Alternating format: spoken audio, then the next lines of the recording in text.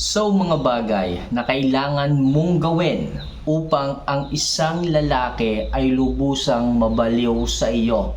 Kung ikaw man ay may asawa, kung ikaw man ay walang partner sa buhay, napakaganda nitong tips ko sa iyo ngayon. Napakaganda nitong aking mga inihandang mga bagay na dapat mong gawin upang lubusang mabaliw sa iyo.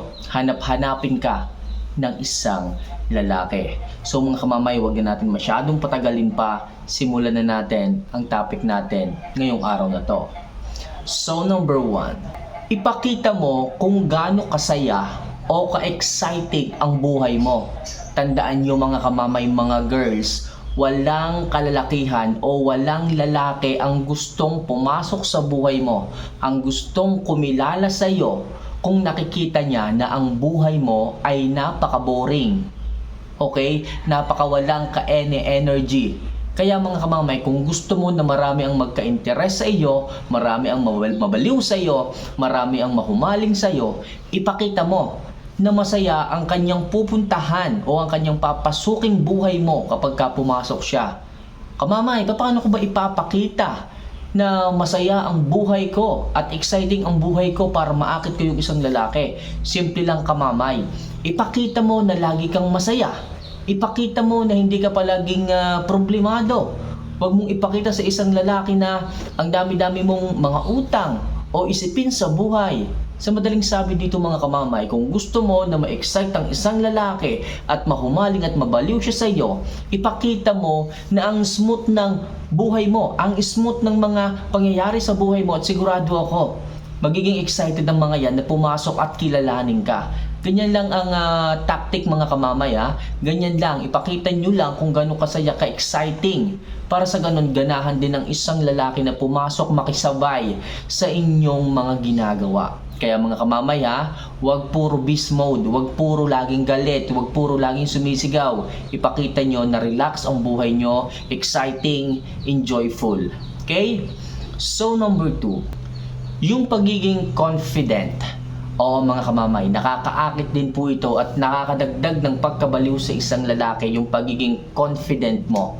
Isipin nyo na lang mga kamamay, kung ikaw ay isang babaeng hihiya-hiya, kung ikaw ay isang babaeng lalamya-lamya, hindi lumalabas ng bahay, kasi nga daw nahihiya, hindi marunong humarap sa mga tao, walang confident, sinong lalaki ang hahanga sa iyo? Sino ang lalaki ang magtatangka na pumasok sa buhay mo para kilalanin ka? Di ba wala? Pero tandaan niyo mga kamamay, kung ikaw ay isang babaeng mataas ang kumpiyansa sa sarili, yung tipong halos lahat na lang ng bagay kaya mo. Kaya mong humarap, kaya mong makipag-usap, kaya mong tumingin sa mata, ibig sabihin, ikaw yung babaeng may kumpiyansa sa iyong sarili. Yung tipong hindi ka nagpapaalipin, hindi ka nagpapauto. Okay? Meron kang paninindigan sa sarili mo. Alam niyo, gustong-gusto yan ng isang lalaki sapagkat hindi mahirap maging partner sa buhay yung mga ganyan. Yung marunong magdesisyon, okay? Yung marunong tumayo sa kanilang sariling mga paa. Gustong-gusto yan ng mga kalalakihan. Kaya mga kamamay, dagdagan mo ang self-confident mo. Dapat pagdating sa mga tayuan pa lang, tayuan, tindigan, makikita na kaagad pagdating sa katawan mo yung tindig ng isang babaeng may confident, hindi yung gaganyan-ganyan, hihiya-hiya. Okay, tandaan niyo mga kamamay, kung ikaw ay isang babaeng mataas ang confident, maraming mga kalalakihan ang hahanga, ang maghahabol sa iyo at talagang gustong pumasok sa buhay mo. Kaya ngayon pa lang mga kamamay, practicing nyo na kung paano tataas, kung paano kayo haharap sa mga tao, kung paano kayo sasagot. Okay, kasi mahalaga yan mga kamamay. So next, maging magalang at matulungin. Yes mga kamamay, bilang isang babae, napakaganda niyan na maging background, okay? Background idea pagdating sa isang lalaki. Kung ikaw yung tipo ng babae na mayroong mabuting pag-uugali, responsable, tumutulong, okay, sa kung sino mang nangangailangan, malaki ang tsansa na talagang tingalain ka, mabaliw sa iyo ang mga kalalakihan dahil sa ganyang klase mong ugali mga kamamay. So sinasabi ko palagi sa inyo mga kamamay, panitilihin nyo ang kagandahan ng ugali at kahit saan kayo mapunta, magagamit nyo yan. Marami kayong makikilalang tao, hindi lang mga lalaki, halos lahat ng tao, katutuwaan kayo at gusto kayong kaibiganin kapag kaganyan. Ang sarap kasi sa pakiramdam mga kamamay na meron kang mabuting pag-uugali na kahit saan ka pumunta mga kamamay, mabubuting tao rin ang iyong makikilala compare doon sa hindi magandang ugali mo. Oo, may makikilala kang tao pero hindi rin maganda ang ugali. At ayoko na mangyari yun sa inyong mga kamamay. Sasabihin ng iba dyan, kamamay, okay lang na hindi magandang ugali ko, parehas naman kami ng kaibigan ko. Oo mga kamamay, gusto nyo na parehas kayong ganyan. Paano na lamang kung makitaan mo siya ng isang pagkakamali sa kanyang ugali na baka hindi mo matanggap. For example, yung kaibigan mo o naging kaibigan mo, kagaya mo rin na ika nga mangungutang tapos hindi na binabayaran. Paano kung ikaw ang nautangan? Sige nga, gusto mo ba na mahiraman ng pera tapos hindi na maibalik? Di ba? Ayaw mo rin ng ganon. Kaya mas piliin yung mga kamamay na meron kayong magandang loob, na meron kayong magandang pag-uugali, at dapat marunong kayong tumulong sa inyong kapwa mga kamamay. Napakalaking factor niyan pagdating sa isang lalaki. Maraming matutuwa sa iyo at pantasya yan ng maraming kalalakihan na magkaroon sila ng babaeng merong mabuting pag-uugali at marunong tumulong sa nangangailangan. So next, maging misteryosa. Oo mga kamamay, napakaganda rin nito na tips upang sa ganon marami ang mahumaling at mabaliw sa inyo. Tandaan nyo, ang isang movie ay mas exciting kung hindi mo pa alam kung ano mangyayari sa bandang dulo. 'Di ba? Pag nanood kayo ng sine tapos kinukwento na nung kasama mo ang nangyari, 'di ba? Nakakainis. Di ba, nakakawala ng gana. Ganun din po sa buhay pag-ibig. Kapag ka ang inyong buong istorya, kayo ay inyong ikinuwento, isinare sa ibang tao o sa isang lalaking interesado sa inyo, di ba, nawawala din po yung interest ng isang lalaki sa inyo sapagkat kilala na kayo. Nawawala yung pagiging misteryosa ninyo. Kaya mga kamamay, kung gusto mo nakabaliwang ka ng isang lalaki, maging mysterious, bitinin paminsan-minsan para sa ganon, mag-effort ang isang lalaki na makasama ka, na makausap ka, para malaman pa yung mga bagay tungkol sa buhay mo. Kaya napakahalaga na maging misteryosa ka para maraming mga kalalakihan ang mahumaling at mabaliw sa iyo. So next, play smart game. Mga kamamay, napakaganda nito para kayo ay isip-isipin, para kayo ay habul-habulin, para magka-interes sa inyo ang isang lalaki. Play smart game. Paano yan kamamay? Ganito ang gawin mo. Magbigay ka ng oras sa isang lalaki. Okay? Maging sweet kayo, mag-date kayo, lumabas kayo, kung iyayaya ka, sumama ka, tapos ganito ang gawin mo. After ng date nyo, huwag kang magparamdam ng 1 linggo, huwag kang magpakita sa kanya.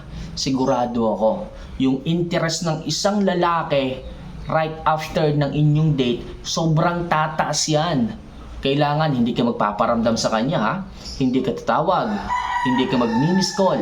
Para sa ganon, talagang tumalab ang paghahanap sa iyo ng isang lalaki. Para talagang kabaliwang kanya, gawin mo yan. Right after ng inyong date, hindi ka magpaparamdam 1 linggo. Kahit sinong lalaki mga kamamay, hahanapin ka. Kahit sinong mga kalalakihan kamamay, kung alam niya na sobrang saya nyo nung kayo ay nag-date dalawa tapos bigla na lamang mawawala lahat, hindi ka magpaparamdam, hahabulin ka at lubos ang pagkabaliw sa iyo ng isang lalaki. So next, pagselosin siya. Oo mga kamamay, kung nakuha mo na ang loob ng isang lalaki, ipakita mo sa kanya na marami ka rin mga kaibigan. Kung ikaw ay wala pang sinasagot, isa sa mga lalaking nanliligaw sa iyo, ipakita mo sa kanya na marami kang kaibigan din talagang lalaki. Yung tipong binibigyan mo rin ng oras, pantay-pantay sila. Sigurado ako, yung isang lalaki na yon ay pilit at magpipilit na hanapan ka ng oras. Okay? At gusto niyang daigin yung mga lalaking binibigyan mo rin ng oras. Lubos ang magiging baliw ng isang lalaki o kung marami pa man sila, kung ganyan ang magiging tactic mo pagdating sa pag-ibig. And last, maging talented.